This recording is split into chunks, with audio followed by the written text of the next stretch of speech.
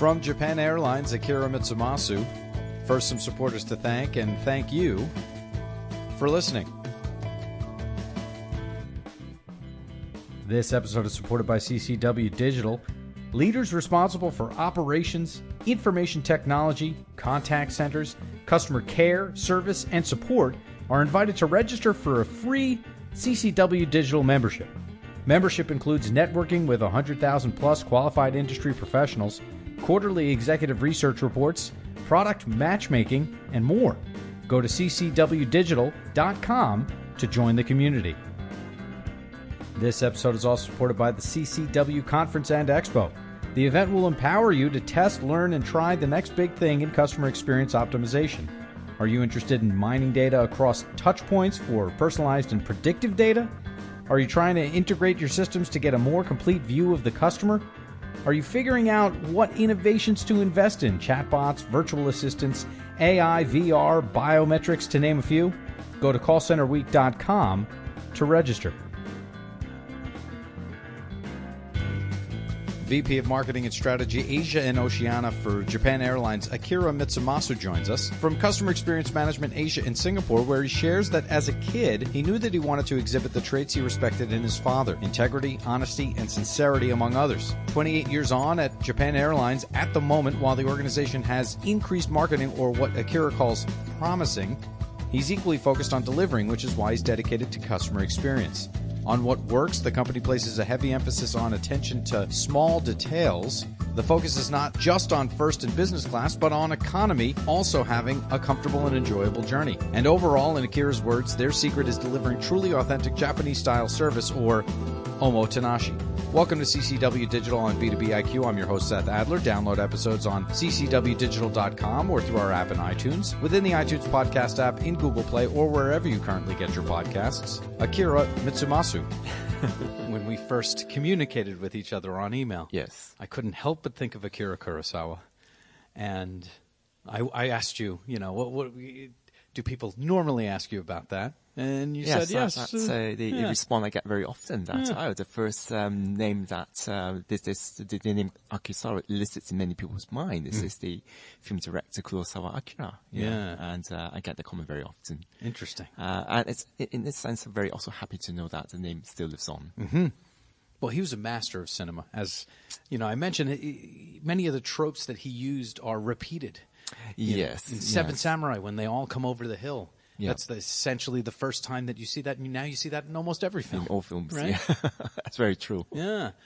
You also, I just heard you mention Kurosawa Akira. You said what I know to be his last name okay, first. sorry. That's the Japanese way of saying it. We usually say the family name first before the first name. Huh. Yeah. Okay. So in Japan, people address me as Mitsumasu Akira rather than Akira Mitsumasu. I see. All right. This would mean, in addition to working for Japan Airlines, you're also from Japan. Yes, I am. All right. And where in Japan are you from? I'm from a port city called Yokohama, which is just slightly south of Tokyo, not very far, about 40 kilos apart. Mm-hmm. And it's just less than an hour by train and bus.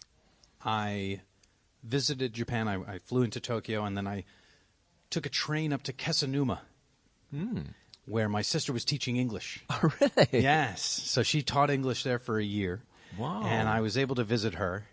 And to this day, the best sushi that I've ever had was on that trip.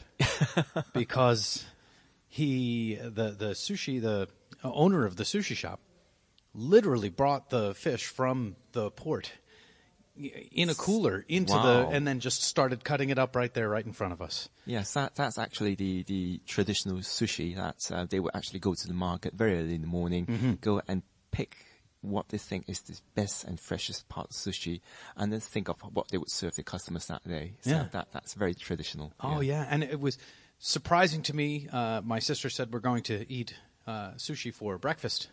And it's an interesting concept. Breakfast foods really aren't, they don't abound in Japan. Is that fair? That my traditional American breakfast foods, eggs and pancakes. We don't do breakfast foods in Japan, I don't think, right? Or no? Well, traditionally we do. We usually have rice and a little bit of fish. Not sushi. Okay. It's usually grilled small piece of salmon or some other fish together with eggs and seaweed, nori, and natto sometimes. It's fermented soybean.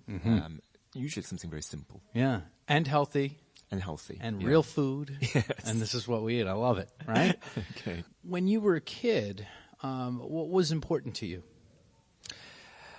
I think, kids, it's many things, not just one. I think, obviously, there are kids whereby they have this passion or dream to be something when they grow up.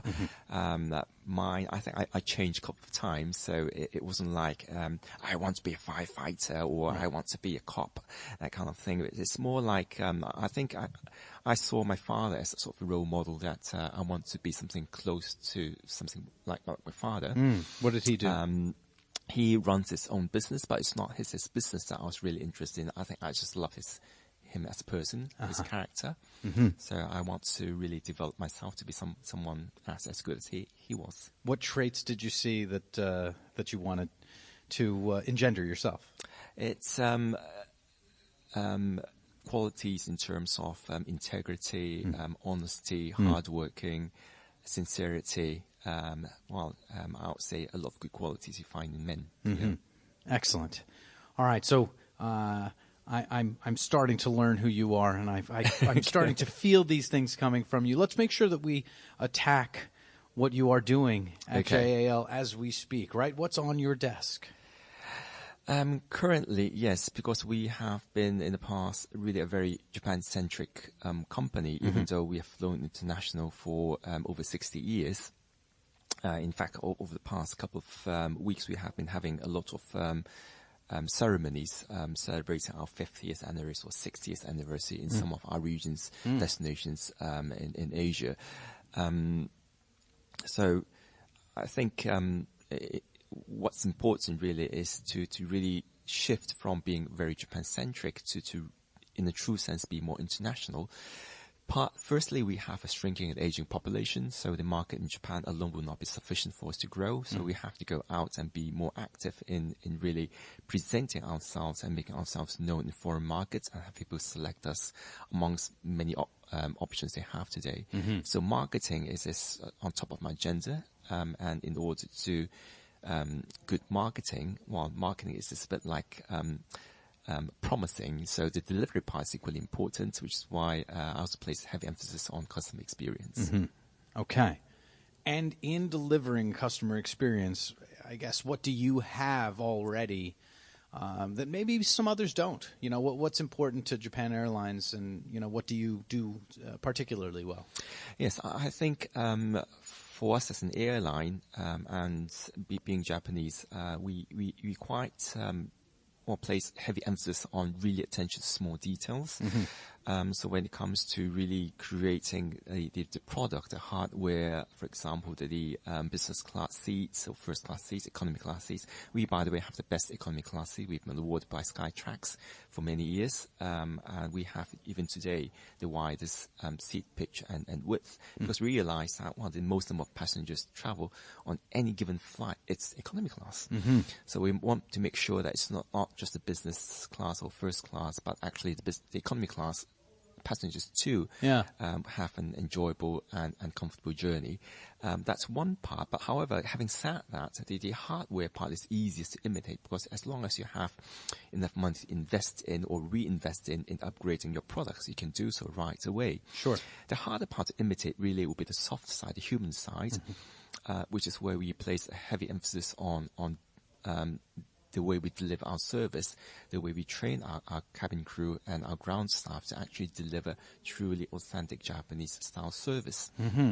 What does that mean? What is Japanese-style service? Yes, what I mean by Japanese-style service is it's really, in Japanese we call it omotenashi, which actually really means to really be in the position of that person and try to really understand how that person is feeling and to really sense his needs.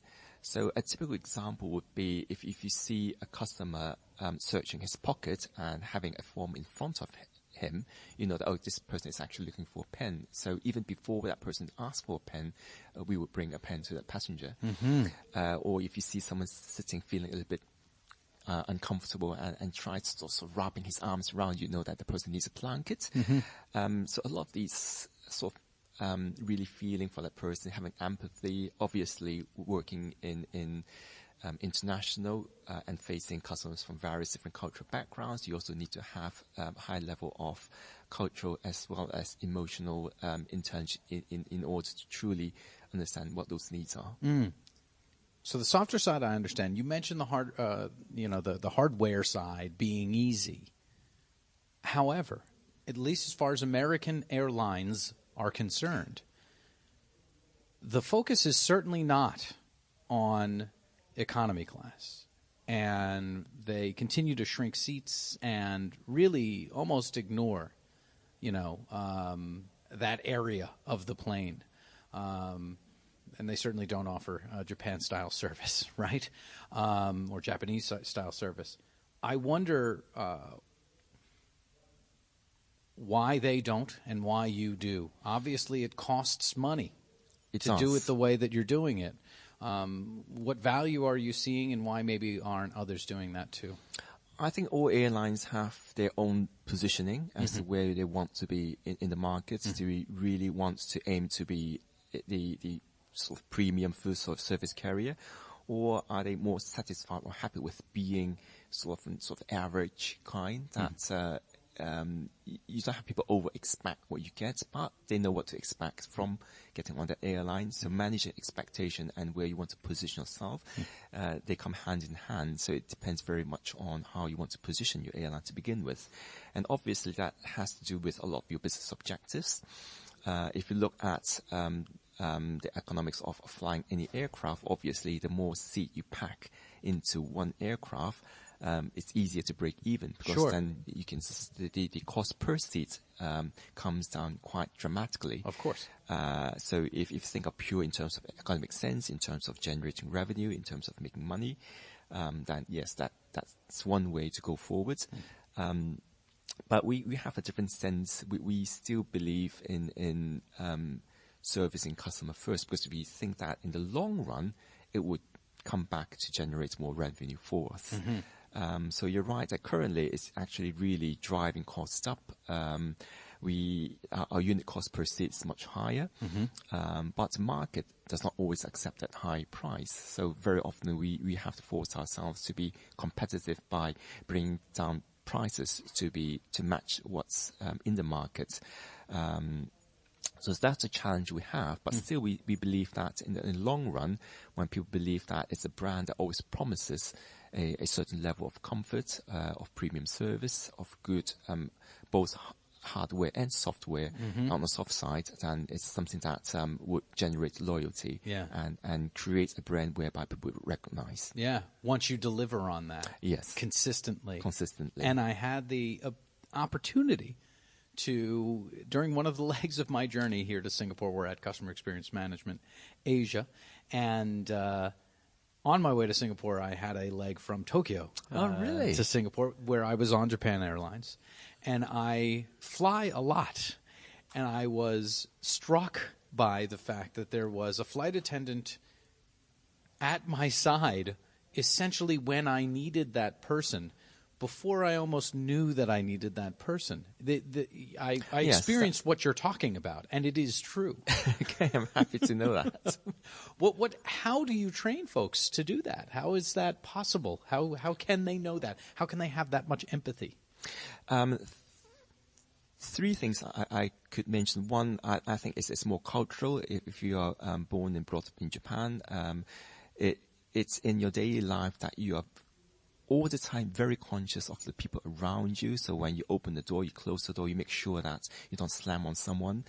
You hold the lift for someone to get in first. So it's very much in our daily lives that we practice this so that it really comes out very naturally. You don't really have to think about it. It's sort of more like a bodily reflex that you do that. On top of that, obviously, we do a lot of role playing. To create all kinds of scenario, all kinds of situations. Obviously, sometimes we bear in mind that it's not always Japanese. So how would someone from a different cultural background respond to what you try to deliver? Would that person understand what's happening? Or would that people actually feel somewhat uncomfortable with sort of too rigid or too much formality in the service that you're delivering? And we try to fine-tune that and strike the right balance between not being too intrusive or not being overconfident in what we do, but to really have a more sort of reserved attitude and to be ready when we are needed. To be ready when we're needed. Yes. That's fantastic. Yes. And the third one really is the formal training, whereby we go by our formal training procedures to make sure that they have all the basics they need in order to deliver the right service. Because very often people have the good intentions, they want to deliver the best service, they don't really know how to do it. Take a very simple example. If I'm to put down a cup of coffee, placing down like this, versus placing this down gently and push it slightly forward, it's a very different experience. It's a very different experience. It's a simple thing, but completely different. Yes. The first way you did it, and you did actually use a mug, is the way that I probably would have done it. Yeah. Okay. The way that you did it was much more subtle and appreciated. It almost made me want to drink the coffee more, right? As far as training is concerned, Kaizen, Six Sigma, it comes from Japan. Yes. How much of that is what Japan Airlines does, or do you have your own kind of thought process around it? Talk about that as far as... Yes. Kaizen is again something that we do all the time because we understand that it's a never-ending process for two reasons. One is that there's always going to be some room for improvement. So it's not going to say that, okay, it's perfect now, I don't have to do anything more. But there's always something new, and it gets subtler and subtler, and you get to appreciate what you're doing. Another is because the world is changing, evolving all the time. So even you think you have the best practice, that may no longer be valid, or that may not actually meet the needs of your customers. So we see that as an ongoing process. It's always going out, understanding what the environment is, how it's changing, and adapting ourselves in order to deliver that service. That's the big picture. Yes. As far as Kaizen is concerned, do you have a component that's a favorite for you? A specific learning or a specific kind of nuance to the entire philosophy? Two things we have actually. One is that we do actually, in fact, have really, in literal sense, a book called Japan Philosophy. And in that book, there are a lot of chapters that touches on Kaizen. Just to give an example, one of which is tomorrow has to be better than today. So it's not like I take it for granted. I've reached the pinnacle of success. I've done it. We have reached the very top. No, still we have to strive for something that will be better tomorrow. So always be innovative and think of how we can really innovate and be better tomorrow. Is something that we try to instill to all our employees through using our philosophy handbook. It is also useful in the sense that it create an organization that becomes incentive compatible. We often hear stories saying that, there's no use for me doing that because the rest of the team, they aren't doing that. Right. No one else is doing, so why should I? Right. Having a shared philosophy handbook is good in that it's like a rule book that teaches you how to play better.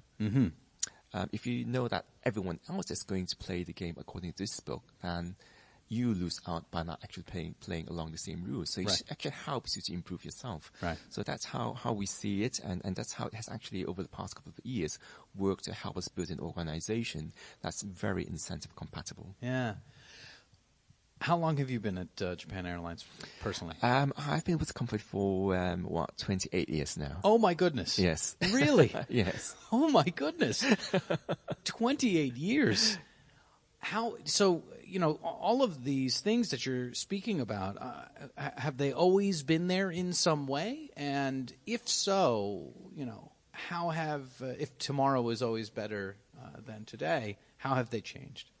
Yes, I think we've learned a real hard lesson when we filed for bankruptcy back in 2010. And I think, two huge lessons I think we learned out of that. One is being mediocre, saying that we are the premium carrier, but actually we are not really there. Fooling ourselves into thinking ourselves that. And sort of living in tradition and believing that. So I think that really pushes back to our basic, which is why we also change our logo back to the crane logo to remind ourselves of the basics that in order to be truly a premium airline, we have to work hard every single day to make sure that that's the kind of service we deliver and make sure that we have enough cash to reinvest into our business. Which is why over the past 5 years we have had double-digit operating profits, which we know now that that's actually very, very essential for us to reinvest in making sure that we are able to upgrade our seats, our cabin, our in-flight entertainment, our in-flight view, and so forth. Double is the new break-even, essentially, yes. Right?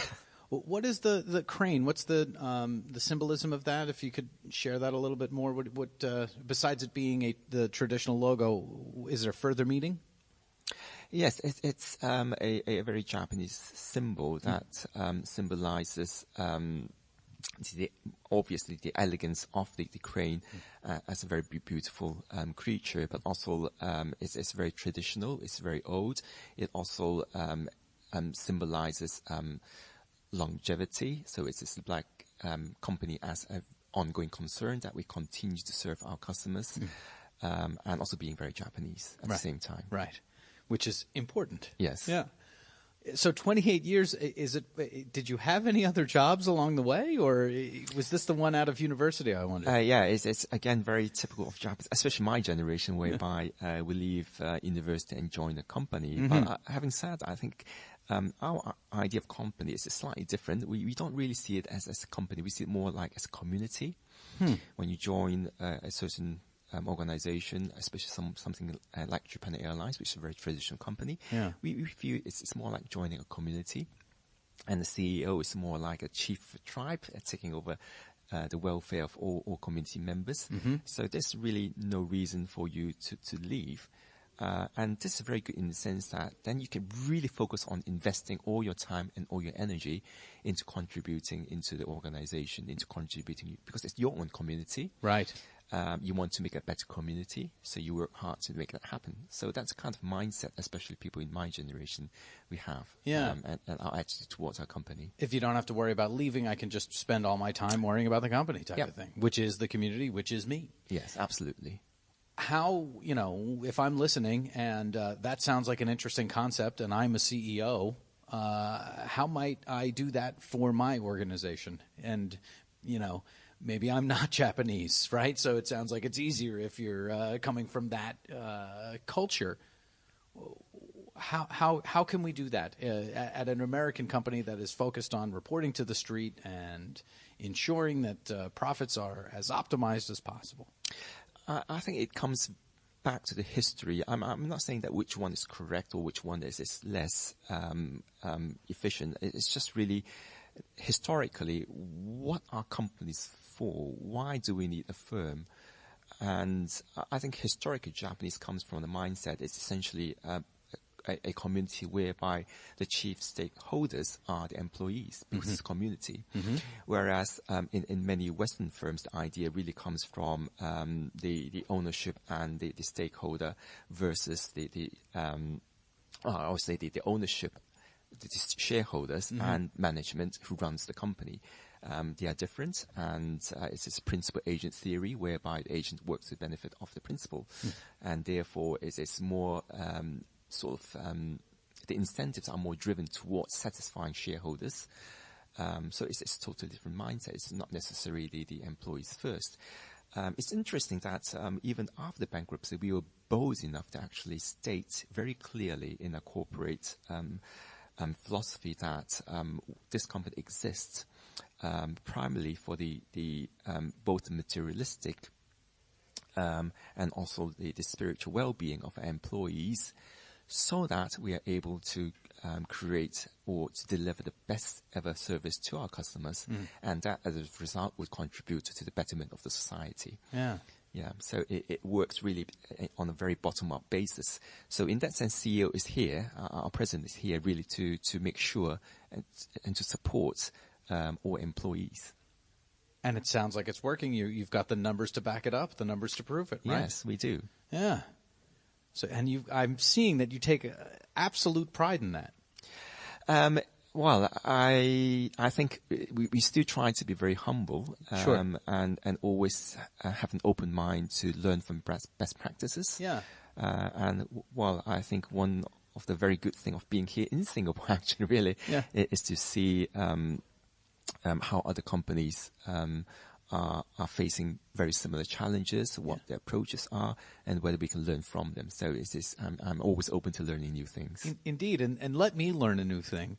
I mentioned the word pride, and then you came back with the word humble. And I wonder how those concepts are related in your mind.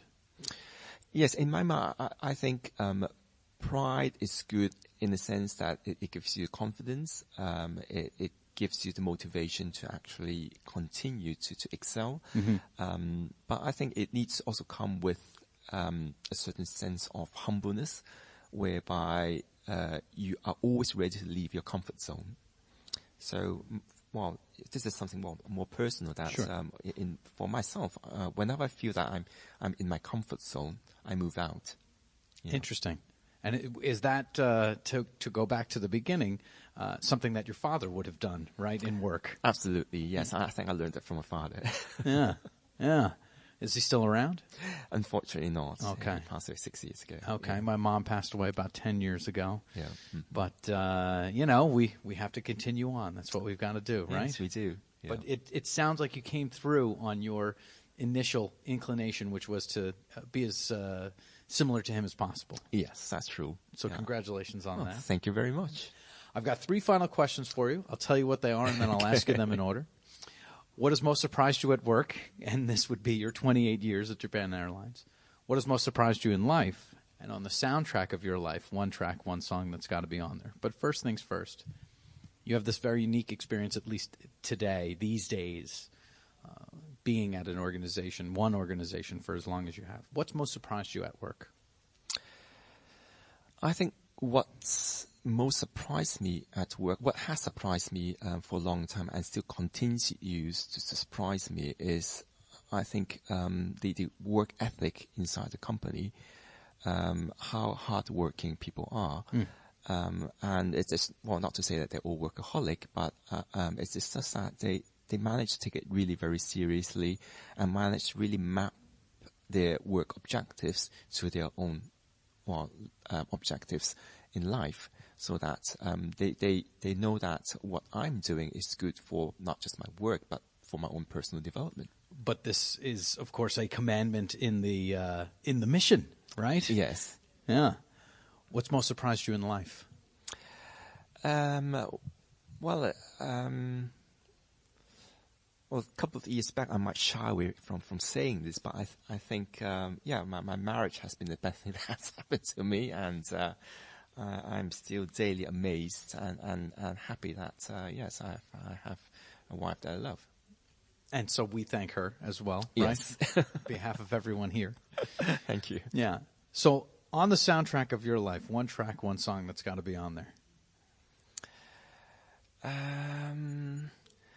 Songs, I think we all have sort of multiple songs that sort of brings back memories of different periods of our lives. So I think it depends on which period you want to recall, or which period has the sort of the firmest footprint on you. Indeed. Yeah. Well, partly because I just came back from London two nights ago. I think,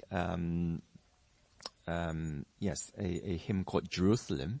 I'm not sure whether you know of it. I'm aware of the city, maybe not the tune. Yeah. But who's it by? Or the words written by William Blake, is a poet. Yeah.